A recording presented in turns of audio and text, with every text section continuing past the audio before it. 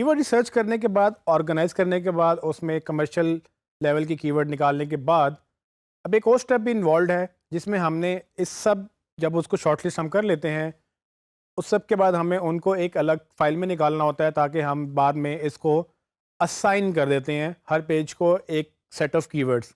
अब इसका मतलब क्या है? जब आपकी वेबसाइट होती है उसके ऊपर डिफरेंट लेआउट होते हैं, डिफरेंट स्ट्रक्चर होता है, और वो हर वेबसाइट का वेरी कर सकता है डिपेंडिंग ऑन कि आप या आपके क्लाइंट की वेबसाइट जिस तरह से बनी हुई है, और अगर वो वेबसाइट नहीं बनी हुई अभी तो वो किस तरह से बनेगी। ये सारी चीज़ें वेरी करती हैं डिपेंडिंग ऑन कि आपका कंटेंट क्या है, आप बेच क्या रहे हैं, आपके प्रोडक्ट्स क्या हैं, आपकी सर्विसेज क्या हैं। तो किसी भी तरह से आप किसी भी स्ट्रक्चर में वेबसाइट बना सकते हैं, लेकिन एसईओ के लिए हमें वो स्ट्रक्चर बहुत इंपॉर्टेंटली देखना होता है। तो हम क्या करते हैं कि हम जब कीवर्ड रिसर्च करते हैं, पहले तो हम अपने रिलेटिव टॉपिक्स निकाल लेते हैं। जिस तरह से मोबाइल फ़ोन की एग्जांपल में हमने मोबाइल फ़ोन भी निकाला, मोबाइल फ़ोन प्राइसेस भी निकाले, बाय मोबाइल फ़ोन भी निकाले, उसके बाद फिर रिलेटेड कीवर्ड्स में चले गए जिसमें हमने स्मार्टफ़ोन्स भी निकाले। तो इस तरह से हम अपनी कीवर्ड रिसर्च को एक्सपेंड करते चले गए, और एक से ज़्यादा हमने एक से चार, चार से 10, और अगर आपकी बिज़नेस ज़्यादा बड़ा है या आपकी प्रोडक्ट्स ज़्यादा हैं तो आप उसको एक्सपेंड करते चले जाते हैं। लेकिन अब हमने इन सब कीवर्ड्स को कंबाइन करके एक जगह पे हमने ऑप्टिमाइज़ भी करना है, और वो ऑप्टिमाइजेशन होती है पेज लेवल पे। तो आपकी वेबसाइट में जितने भी पेजेस हैं, हर पेज को हमने कीवर्ड का एक ग्रुप असाइन करना होता है, और वो ग्रुप फिर उस कीवर्ड उस पेज से एसोसिएट हो जाता है। और उससे एसोसिएट होने का मतलब ये है कि ये आप कीवर्ड्स पे कहीं और एसोसिएट नहीं करेंगे ताकि डुप्लीकेशन ना हो।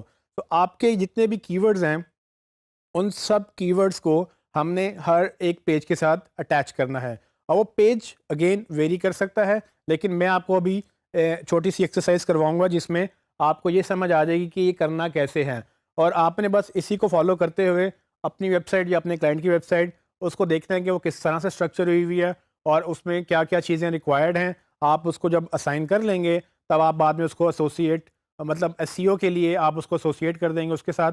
फिर इसका मतलब ये होता है कि जो हम मज़ीद जब इस कोर्स को पढ़ेंगे, हमने जो बाद में ऑन पेज ऑप्टिमाइजेशन और ऑफ पेज ऑप्टिमाइजेशन करनी है, तो ये जो ग्रुप आप एसोसिएट करेंगे उनके साथ, फिर ये ग्रुप के अगेंस्ट ही आप सब कुछ करेंगे। इस ग्रुप से आप हट के कोई और कीवर्ड अटैच नहीं करेंगे, अनलेस कि आपको लगे कि मुझे दोबारा से इसको रीडू करना है या दोबारा से हमें कीवर्ड की नई रिसर्च करनी है। फिर वर्स्ट केस सिनेरियो में आप कर सकते हैं, लेकिन अमूमन इसकी ज़रूरत नहीं पड़ती। आप जब एक दफ़ा कीवर्ड एसोसिएट कर लेते हैं, तो आप नए कीवर्ड्स के लिए नए पेजेस बनाते हैं। आइए देखते हैं। जिस तरह कि आप मेरी स्क्रीन पे देख सकते हैं कि मेरे पास वही मोबाइल स्टोर में कीवर्ड रिसर्च में 3 फ़ोल्डर्स हैं, जिसमें mobile phones, mobile phone accessories और स्मार्टफ़ोन्स हैं। मैं मोबाइल फ़ोन में जाऊँगा, जहाँ पर मैंने डेटा क्लीन किया था एक कीवर्ड रिसर्च का। अब चूँकि मुझे एक नई कीवर्ड फ़ाइल चाहिए, तो मेरी कोशिश ये होगी कि मैं इसी को डुप्लिकेट करूँ, ताकि मैं उसको छेड़छाड़ ना करूँ, मैं एक नई फ़ाइल बना लूँ। उससे फ़ायदा ये होगा कि मेरे पास पुराना डेटा भी रहेगा और मैं नया डेटा भी बना सकूँगा। इसको मैं रीनेम करना चाहूँगा, और इसमें क्लीन की जगह मैं अब इसको शॉर्ट लिस्टेड का वर्ड लिखूँगा। शॉर्ट लिस्टेड का मतलब ये है कि मैं जब इनमें से शॉर्ट लिस्ट कर लूँगा, और बाद में जब मुझे कभी इस फ़ोल्डर में या इस फ़ाइल को ओपन करना होगा, तो मुझे ये याद रहेगा कि ये कीवर्ड पे मैं काम कर चुका हूँ, और ये क्लीन करने के बाद मैंने उसमें से अपने रेलिवेंट ग्रुप्स के वो कीवर्ड शॉर्ट लिस्ट भी कर लिए हैं, और वो मैं आपको अभी बताता हूँ कि वो हम कैसे करेंगे। शॉर्ट लिस्ट करने के लिए आप उसको फ़ाइल को ओपन कर लें, आपके पास वही डेटा दोबारा से आ जाएगा जो आपने क्लीन किया था।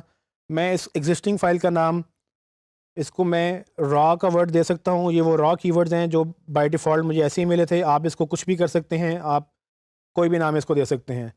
जब इसका मैं नाम चेंज करूँगा, उसके बाद मैं इसको डुप्लिकेट करूँगा, ताकि इसी की कॉपी बन जाए और मैं उसमें से फिर शॉर्ट लिस्ट कर सकूँ। ये कॉपी क्रिएट करने के बाद मैं इसको भी रीनेम करूँगा, और इसका नाम मैं शॉर्ट लिस्टेड लिख सकता हूँ।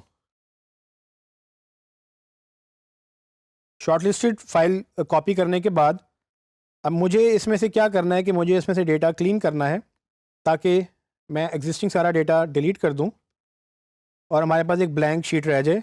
हेडिंग में डिलीट इसलिए नहीं कर रहा क्योंकि मुझे दोबारा कॉपी करनी पड़ेगी, तो हेडिंग हम वैसे ही रखेंगे। और ये जो फॉर्मेटिंग है, इसको क्लियर करने के लिए मैं यहाँ से फॉर्मेट पे जाके क्लियर फॉर्मेटिंग कर दूंगा, ताकि जो मैंने कलर कोडिंग की थी ग्रीन, येलो या रेड, वो सब कलर्स ख़त्म हो जाएं।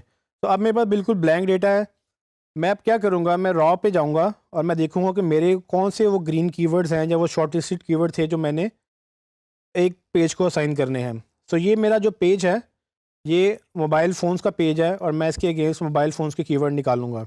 ये आप एक्सरसाइज हर कीवर्ड के लिए रिपीट करेंगे ताकि आपको ये पता हो कि आपने एक पेज के कौन से कीवर्ड्स निकालने हैं, और आप जितने भी ग्रीन कीवर्ड्स आपने शॉर्टलिस्ट किए होंगे आप उनको कॉपी करके अपने पास एक अलहदा ग्रुप में सेव कर लेंगे। तो जैसे कि आप देख सकते हैं कि मैंने 4 कीवर्ड शॉर्टलिस्ट कर लिए हैं, लेकिन इसमें से एक कीवर्ड मुझे नहीं करना था जो कि बेस्ट एंड्रॉयड फ़ोन है, तो इसको मैं डिलीट कर दूंगा क्योंकि ये सिर्फ मैं मोबाइल फ़ोन से रिलेटेड ही वर्ड्स चाहता हूँ। अब मैंने एक पेज के ऊपर 3 कीवर्ड शॉर्टलिस्ट किए हैं, तो आप किसी भी पेज पे 3-4 कम से कम या मैक्सिमम 10 से 12 कीवर्ड्स कर सकते हैं। आपको उससे ज़्यादा नहीं करने होते। अगर आपको ज़्यादा कीवर्ड्स लगें कि आपके ज़्यादा कीवर्ड्स रेलिवेंट हैं, तो आप उनको मज़ीद पेजेस में डिवाइड करके 5-6 कीवर्ड्स एक पेज पे आप डिवाइड कर सकते हैं ताकि आपको ओवर कीवर्ड्स की जो है वो पॉपुलेशन ना हो उसमें। गूगल इसको गलत समझता है और इसमें हम मज़ीद बात करेंगे, इसको कीवर्ड डेंसिटी भी बोलते हैं।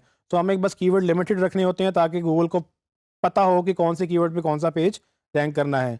तो इस तरह से मैं एक ग्रुप बनाकर सिर्फ़ और सिर्फ इसी ग्रुप के अगेंस्ट एक पेज को असाइन करूँगा।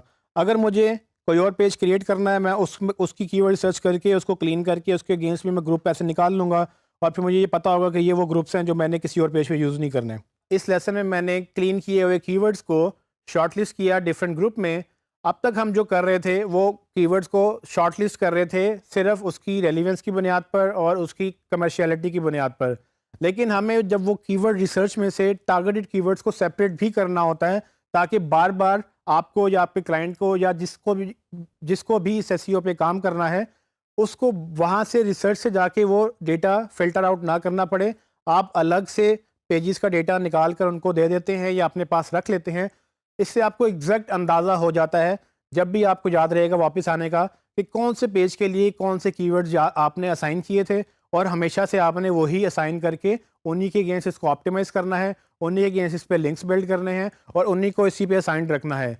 कभी फ्यूचर में अगर आप नए पेजेस क्रिएट करें और आपको लगे कि आपको सेम कीवर्ड्स यूज़ करने हैं, तो आप ये याद रखिएगा, अगर आप यही कीवर्ड्स दोबारा से किसी और पेज पे यूज़ करेंगे तो आप गूगल को कंफ्यूज करेंगे कि किस तरह से आप एक ही कीवर्ड पे 2 पेजेस बना के गूगल को दिखा रहे हैं। तो गूगल को ये नहीं पता होगा कि पहला पेज रैंक करना है या दूसरा पेज रैंक करना है, और इस सब में ये कीवर्ड्स आपके कंपैरेटर्स की वेबसाइट पे भी होंगे, तो आपके 2 पेजेस आपस में ही मुकाबला कर रहे होंगे जबकि आपका ऑलरेडी बहुत सख्त मुकाबला बाकी वेबसाइट्स के साथ हो रहा होगा। तो आपने ये कोशिश करनी है कि किसी भी तरह से जो आपके ग्रुप्स हैं वो ओवरलैप नहीं होने चाहिए, वो डुप्लीकेट नहीं होने चाहिए, ताकि आप सिंगल पेज के ऊपर एक ही ग्रुप असाइन करें और उसको अवॉइड करें ताकि आपको पेनल्टी ना पड़े और आपको गूगल स्पैम कंसीडर ना करे और वो आपको मज़ीद अच्छी रैंकिंग दे।